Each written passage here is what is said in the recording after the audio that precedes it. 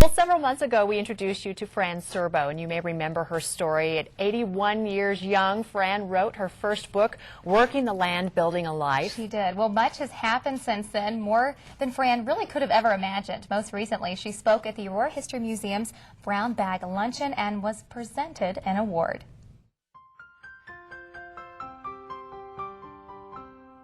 Working the Land, Building a Life. Fran Cirbo's life story.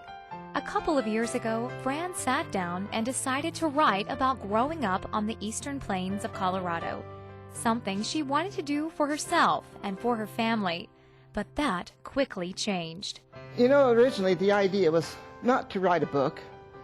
I was just going to write so that my children would have something to know. In fact, I read in Dear Abby somewhere, the best Christmas present my mother gave me, she wrote about her life when she was young. And this is really all I started to do. Well, that all changed. Fran's book is in local and national bookstores, all of Colorado's libraries, and in the Library of Congress Jefferson Adams Room in Washington, D.C. I never dreamed anything like this would take place. And today, Fran is here at the Aurora History Museum's Brown Bag Lecture Series, with one of the largest attending crowds the library has ever seen. And not only that, Councilman Brad Pierce was there to present her with the amazing Auroran Award. I have the certificate signed by the mayor and myself declaring Fran is an amazing Auroran. Two of Fran's children were also there, so proud of their mother's accomplishments. She's my inspiration. And her son says his mother is proof of the American spirit. I think the American spirit that, you know, we can do anything we want to do, and no matter how old we are. So, you know, it's something that, geez, I hope at 80 I can still step up and do something, you know, to contribute, I guess, to society, or still be active like she is amazing. So who knows what's next for Fran?